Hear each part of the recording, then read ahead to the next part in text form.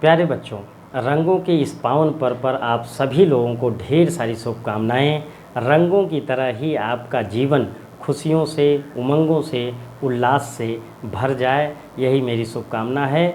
साथ ही साथ आपकी परीक्षाएं बड़ी ही नज़दीक हैं, तो परीक्षाओं के लिए भी ढेर सारी शुभकामनाएं। आपके एग्ज़ाम्स के दृष्टिकोण से जो सबसे महत्वपूर्ण टॉपिक है रस छंद अलंकार का, आज उसी को लेकर के मैं आया हूँ। रस को लेकर के एक प्रश्न हमेशा ये पूछा जाता है कि फला रस की परिभाषा उदाहरण सहित बताइए, या कोई रस दे देगा और आपसे पूछेगा कि इस छंद में कौन सा रस है, इसको आप स्थायी भाव के साथ बताइए। तो आज मैं आपको इस वीडियो के माध्यम से एक मास्टर परिभाषा बताने जा रहा हूँ।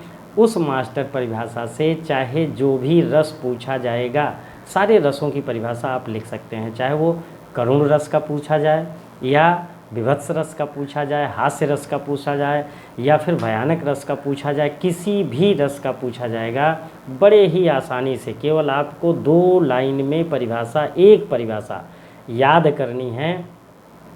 उसको हम बताएंगे। अपने डेस्कटॉप स्क्रीन पर हम हैं, आपके स्क्रीन के सामने भी आ रहा होगा।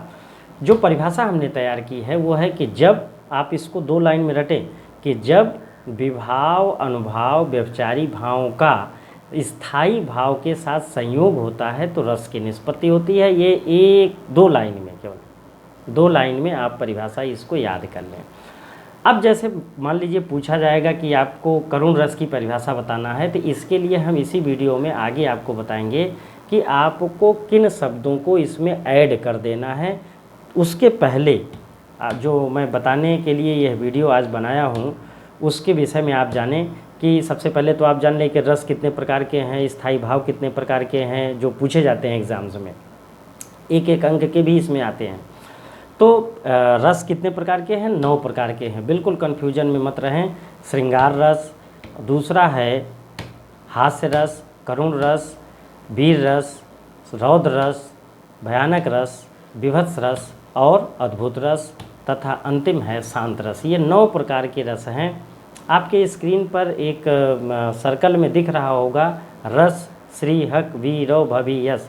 ये सर्कल के विषय में क्या बताना है हमको कि जो जैसे आपसे जब पूछा जाता है कि रस कितने प्रकार के हैं, तो हमें लगता है कि अमूमन ज़्यादातर बच्चे 3 रस, 4 रस, 5 रस बता करके कि श्रृंगार रस, हास्य रस, करुण रस, ये 2, 3, 4 बता करके और भूल जाते हैं। उसके लिए हमने एक फार्मूला बनाया है, एक सूत्र बनाया है, वो है श्री, हक, वीरो, भवी, यस। तो रस, श्री, हक, आप इसको पार्ट वाइज याद कर लें। श्री, हक, वीरो, भवी, अस, ये 4 पार्ट में इसको डिवाइड करके इस सूत्र को याद कर लें। श्री, हक, वीरो, भवी, यस, श्री, हक, वीरो, भवी, यस। अब इसमें ये सूत्र आया कैसे? सब जितने भी रस हैं उन सभी रसों का जो पहला अक्षर है उसको मिला करके एक सूत्र रूप हमने दे दिया है, उसको श्री, हक, वीरो, भवी, अस। तो आपको 4 पार्ट में याद करना। श्री, हक एक पार्ट, दूसरा है वीरो, तीसरा है भवी और चौथा है अस। तो श्री, हक, वीरो, भवी, अस। अब इसका फ़ायदा क्या होगा? जैसे मान लो पूछा जाता है कि आपसे कि रस कितने प्रकार के होते हैं बताइए, तो आप ये बता सकते हैं कि अब दिमाग में आपको रखना है कि श्री, हक माने श्री से श्रृंगार, हा से हास्य, का से करुण, तो श्री, हक हो गया। फिर वीरो, तो वी से वीर रस, रौ से रौद्र रस, तो श्री, हक, वीरो, भवी, अस।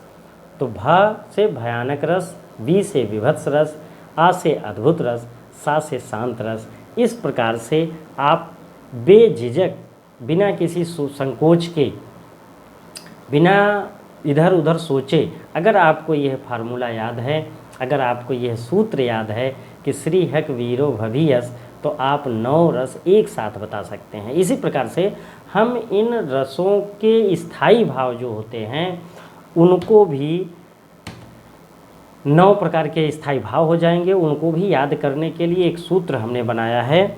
वो सूत्र है रहसो उक्रव घ्रिविष्ण, रहसो उक्रव घ्रिविष्ण। अब इसको 3 पार्ट में, आप 4 पार्ट में याद कर सकते हैं। रहसो उक्रव घ्रिविष्ण, रहसो उक्रभ घृविष्ण, रहसो उक्रभ घृविष्ण, ये 4 पार्ट हैं। चारों को एक साथ आप दिमाग में रख सकते हैं। तो रहसो उक्रभ घृविष्ण, रहसो माने र से रति, हा से हास, सो से शोक, रहसो, उक्रभ उ से उत्साह, क्र से क्रोध, भा से भयानक।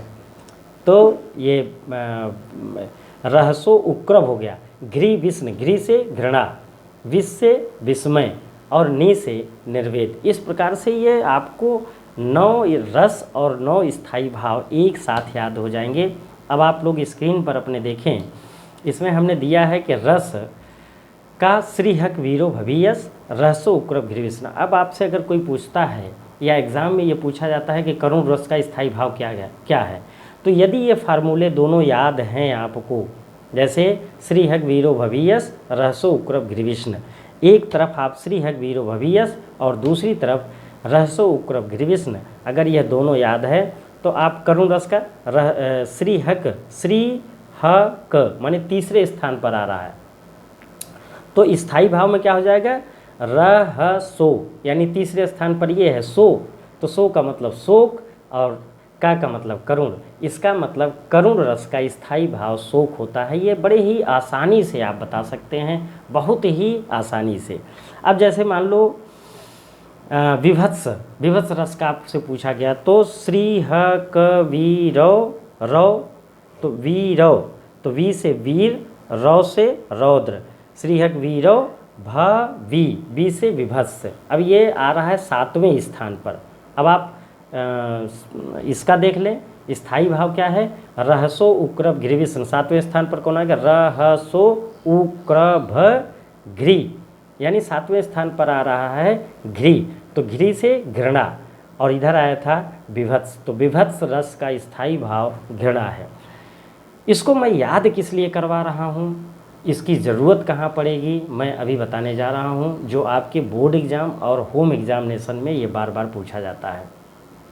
जैसे अगर पूछ लिया गया कि विभत्स रस की परिभाषा उदाहरण सहित बताइए, तो आपको जैसा कि हमने बताया था कि एक चीज़ आप याद रखें कि जब विभाव अनुभाव, 3 ये शब्द, जब विभाव अनुभाव व्यभिचारी भावों का डॉट डॉट डॉट स्थायी भाव के साथ संयोग होता है, तो डॉट डॉट डॉट रस की निष्पत्ति होती है।